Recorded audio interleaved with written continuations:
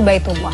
Seperti biasa saya tidak sendirian, sudah hadir bersama saya di studio ada Ustadz kesayangan kita semua, Ustadz Hilman Fauzi. Assalamualaikum Hilman. Waalaikumsalam warahmatullahi wabarakatuh. Sehat Alhamdulillah. Alhamdulillah, terima kasih sudah hadir. Ini openingnya aja membuat saya tuh langsung, ya Allah mudah-mudahan kita ini senantiasa dimudahkan ya. Kalau bisa setiap tahun, nah, pengennya tuh begitu ya. Amin. Amin, amin, amin, Masya Allah. Dan ini Hilman juga akan berangkat ya, insya Allah ya. Aduh, sebut nama kami ya Hilman ya. Masya Allah. Nah, bagi Anda pemirsa yang juga memiliki pertanyaan, Anda bisa mengirimkan pertanyaan Anda berupa teks maupun video melalui nomor WhatsApp yang tertera di layar kaca. Anda juga berkesempatan untuk bertanya langsung pada Ustadz Hilman melalui sambungan Zoom yang nanti akan ditentukan oleh tim Gapai Kemuliaan. Hilman, rindu ke Tanah Suci, betul ya. Kalau mengucapkan kalimat talbiyah itu rasanya, ya Allah gitu. Tapi ternyata tuh memang betul ya buat saya pribadi gitu ya. Memang tidak mudah ya. Ada orang yang secara finansial cukup, yang kita lihat ya kaya, tapi belum berangkat tuh juga banyak gitu. Ada yang mungkin hanya, maksudnya pekerjaannya juga mungkin kita lihat nggak seberapa, tapi Allah mampukan. Jadi sebenarnya kalau kita hubungkan dengan konteks judul kita itu, memantaskan diri menuju Baitullah.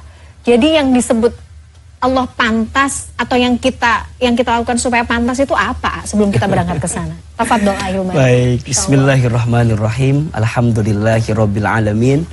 Allahumma sholli ala sayyidina Muhammadin wa ala alihi wa sahbihi ajma'in, amma ba'du. Alhamdulillah, karena tema kita pagi ini terkait dengan memantaskan diri untuk berangkat ke Baitullah. Kita doakan ya, mudah-mudahan kita semua diizinkan oleh Allah untuk bisa berangkat ke Baitullah. Amin ya Rabbal Yang alamin. sudah pernah berangkat lagi. Amin. Yang belum sempat berangkat, Allah mampukan untuk bisa berangkat. Amin, amin. Amin ya Rabbal alamin. Betul. Baik, Mbak Mila dan pemirsa yang dicintai Allah, sebelum kita membahas yang disebut orang pantas itu yang seperti apa?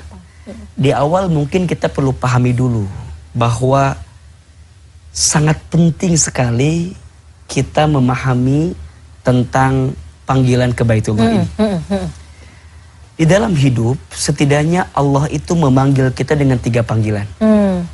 Jadi manusia itu di dalam hidup setidaknya dipanggil dengan 3 panggilan.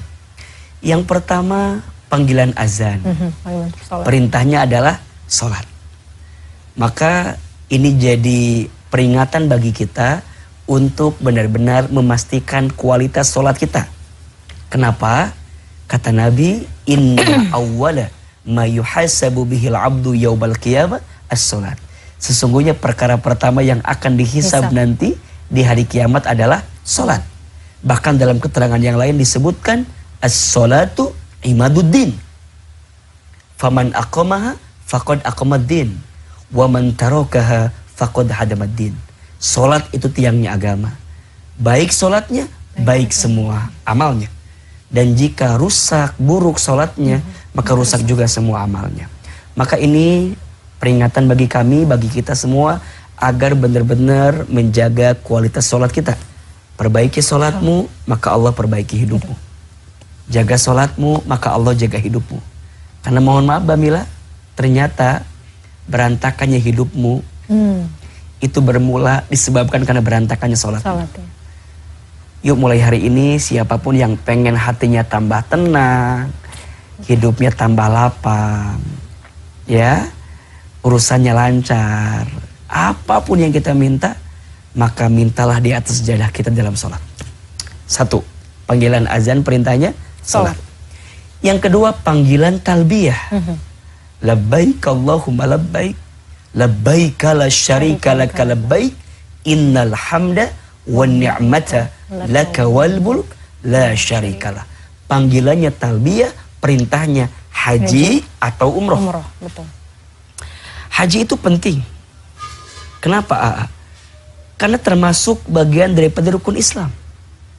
Bahkan mohon maaf, barang siapa yang dia punya kemampuan untuk bisa menunaikan ibadah haji ke Baitullah, tapi dia tidak berangkat ke sana, padahal dia mampu, maka mohon maaf, ketika dia ajal menjemputnya, bolehlah dia diwafatkan dalam keadaan keluar daripada agama ini.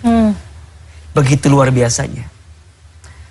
Berarti Ustaz, kita semua itu dipanggil oleh Allah, iya. Tapi pertanyaannya, ada orang yang mengiyakan panggilan itu, ada orang yang masih beralasan dengan panggilan itu, tapi nauzubillah, ada juga orang yang langsung nolak panggilan itu. Jadi ada 3 tuh. Ada orang yang labbaik Allahumma labbaik, ketika dipanggil labbaik, aku penuhi panggilanmu. Ada yang begitu. Tapi ada yang mau sih, tapi gitu. Tapinya ini yang jadi pertanyaan. Ada yang ketiga, jangankan ke sono lah, udah gak usah mimpi gitu. Nah, mudah-mudahan kita gak masuk yang ketiga gitu. Ya kalau kita masuk yang kedua, kita perbaiki. Kalau kita masuk yang pertama, kita lembutkan hati. Karena mohon maaf, khawatirnya juga ada orang yang sering bolak-balik tapi hatinya kotor. Iya, betul. Merasa ya mampu, merasa keren nih saya gitu kan biasanya. Mohon maaf ya, kadang-kadang itu kan sering terjadi kan. Iya, betul. Hanya untuk dapat nama. Jadi kalau dipanggil nggak pakai gelarnya agak marah. Gitu kan. Terus pulang dari sana berubah atau tidak. Makanya nanti kita bahas. Yang dimaksud mabrur itu apa gitu. Gitu kan. Apakah sering bolak-balik itu mabrur? Belum tentu gitu ya. Atau seperti apa. Tapi yang jelas bahwa panggilan kedua itu panggilan talbiyah, perintahnya adalah haji atau umroh. Nanti kita bahas seperti apa mampunya. Nah yang ketiga, kita selesaikan dulu. Ada panggilan maut. Inna lillahi wa inna ilaihi raji'un. Apa perintahnya? Perintahnya adalah kita kembali kepada kehidupan yang selanjutnya. Kan sering kita bahas ya. Manusia dalam hidup akan mengalami 12 tahapan kehidupan. Dari mulai alam ruh, alam rahim, alam dunia, alam kubur, alam kiamat, alam dibangkitkan yaumul ba'ats, alam dikumpulkan yaumul mahsyar, alam ditimbangkan yaumul mizan, alam dihitungkan yaumul hisab, alam diberikan pertolongan yaumus syafaat, alam diperjalankan di sebuah jembatan yaumus sirat, alam ditentukan setiap amalan yaumul akhirat, surga dan neraka. Kita masih sangat panjang, kita baru tahapan yang ketiga. Nah, ada panggilan yang ketiga itu panggilan apa? Panggilan maut, kembali ke Allah. Nah, siapa orang yang bahagia? Orang yang sebelum dia dipanggil yang ketiga, dia sudah menyelesaikan panggilan-panggilan yang lain itu. Panggilan yang pertama dengan sholatnya, sholatlah sebelum kita disolatkan. Dan panggilan yang kedua, dia memampukan dirinya untuk bisa berangkat ke Baitullah. Nah tinggal pertanyaannya adalah, gimana seseorang dikatakan mampu? Dan bagaimana kita bisa mampu, dan apa sih keutamaan kita bisa berangkat ke sana? Kita bahasnya di segmen berikutnya. Kita harus jeda dulu. Pemirsa, jangan kemana-mana, Gapai Kemuliaan masih akan kembali sesaat lagi. Tetaplah bersama kami.